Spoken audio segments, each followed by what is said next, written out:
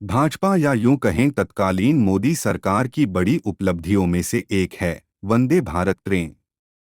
कहने को मोदी से लेकर मंडल अध्यक्ष तक वंदे भारत की तारीफ करते हैं, पर हकीकत इससे काफी अलग है। जैसे इस ट्रेन के संचालन हेतु भारतीय रेलवे या कहें रेल मंत्रालय ने कई तकनीकी पहलुओं को या तो छिपाया है या फिर झूठ बोला है। वंदे भारत को भारत की सर्वाधिक तेज गति से चलने वाली ट्रेन का तमगा देना बेमानी है, क्योंकि अभी भी इसकी औसत गति 90 किलोमीटर प्रति घंटा भी नहीं छू पा रही है। आज हम बताएंगे कि कैसे बुनियादी जरूरतों को दरकिनार करके वंदे भारत ट्रेन का संचालन किया जा रहा है। सबसे पहले बता दें कि जब भी किसी नई ट्रेन का संचालन शुरू किया जाता है, तब उसके लिए जरूरी स्पेयर पार्ट्स और अतिरिक्त रैक की व्यवस्था पहले की जाती है। जैसे नई कार खरीदने से पहले यह सुनिश्चित किया जाता है कि जरूरी स्पेयर पार्ट्स और सर्विस सेंटर का नेटवर्क कितना सुदृढ़ है। पर वंदे भारत ट्रेन चलाने से पहले इसी पहलू को दरकिनार किया गया। इसके कारण जब भी वंदे भारत ट्रेन के कोच में कोई तकनीकी समस्या आई तो दूसरी ट्रेन के कोच यानी डब्बे लगाकर वंदे भारत ट्रेन चलाई गई। उदाहरण है नई दिल्ली से वाराणसी चलने वाली वंदे भारत ट्रेन में तेजस एक्सप्रेस के कोच लगाकर चलाया गया। रेलवे ने तब तकनीकी समस्या कारण बताया था। सूत्रों ने बताया कि वो समस्या काफी बड़ी थी, जिसे ठीक करने में समय लग गया था। ऐसा ही नागपुर से बिलासपुर चलने वाली वंदे भारत ट्रेन में हुआ था। दरअसल राजनीतिक लाभ के कारण इस ट्रेन को जल्दबाजी में शुरू किया गया।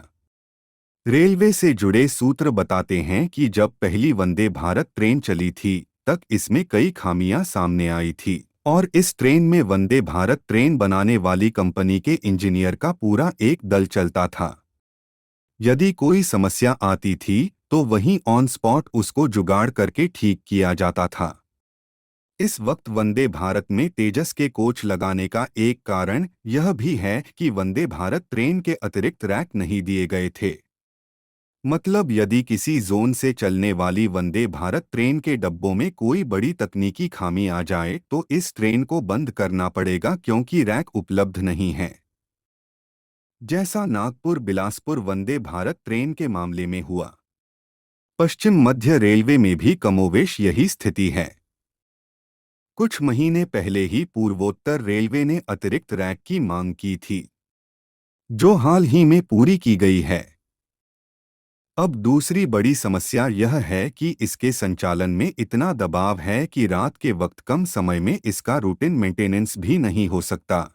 रानी कमलापति से नई दिल्ली चलने वाली वंदे भारत ट्रेन रात में लगभग 1 बजे तक पिट लाइन में लगती है, जिसके बाद सुबह 4:30 बजे तक इसे दोबारा तैयार करके प्लेटफॉर्म में लगाना होता है।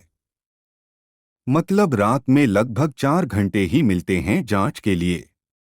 ऐसे में बड़ी समस्या आने पर ट्रेन को शॉर्टकट तरीके से जुगाड़ करके चलाए जाने की संभावना प्रतीत होती है, क्योंकि पीट लाइन में मौजूद स्टाफ और इंजीनियरों के पास न तो पर्याप्त स्पेयर पार्ट्स हैं और न ही इन्हें कई पार्ट्स को खोलने या सुधारने की इजाजत है।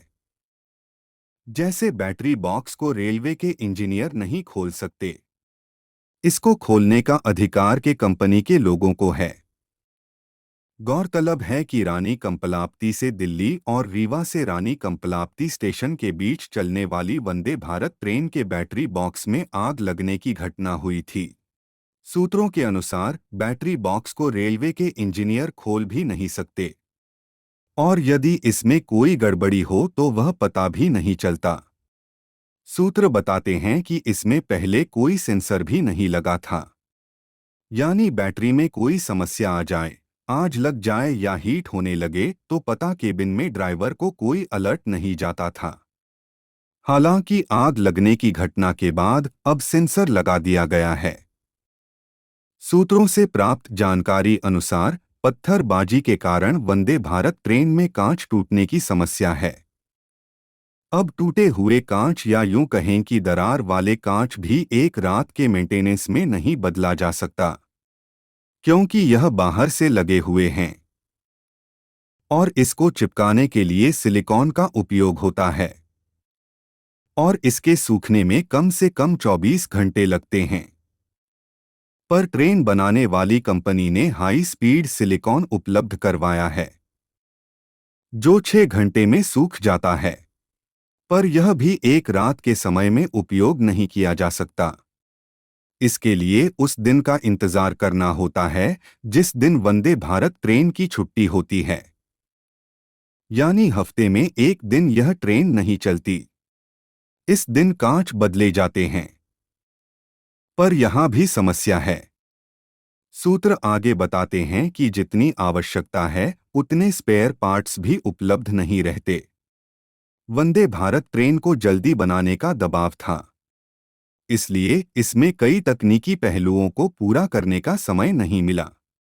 ज्यादा ट्रेन चलाने के लिए 16 कोच वाली वंदे भारत ट्रेन को 8 कोच करके एक ट्रेन से 2 ट्रेन बना दी गई। सूत्र यह भी बताते हैं कि आईसीएफ द्वारा वंदे भारत ट्रेन के प्रोटोटाइप बनाने वाली कंपनी के इंजीनियर हर स्टेशन की पीट लाइन पर मौजूद रहते हैं। इस ट्रेन को चले लगभग 4 साल हो गए हैं। बावजूद इसके रेलवे द्वारा जरूरी आवश्यकताओं की संपूर्ण पूर्ति नहीं की जा सकी है। एक और चौंकाने वाली बात सामने आई है। सूत्र बताते हैं कि पहली ट्रेन के चलने के दिन से आज तक कई संरक्षा से जुड़ी कमियां सामने आ रही हैं, जबकि होना यह चाहिए था कि इसमें तकनीकी उन्नयन हो जाना चाहिए था, पर ऐसा नहीं हुआ। इसका प्रमुख कारण है जल्दबाजी में बनाई गई ट्रेन। रेलवे से सीआरएस मंजूरी एवं इसके संरक्षा मानकों से संबंधित सर्टिफिकेट के बारे में आरटीआई के माध्यम से जानकारी चाहिए गई है, पर अभी तक रेलवे ने इसका जवाब नहीं दिया है, जिससे मामला थोड़ा संदेहास्पद हो जाता है। इसके अलावा पश्चिम मध्य रेलवे के मुख्य जनसंपर्क अधिकारी हर्षित श्रीवास्तव से भी सवाल किए गए थे, परंतु अभी तक कोई जवाब नहीं आया है। पूरे मामले में रेलवे की चुप्पी संदेहास्पद प्रतीत हो रही है।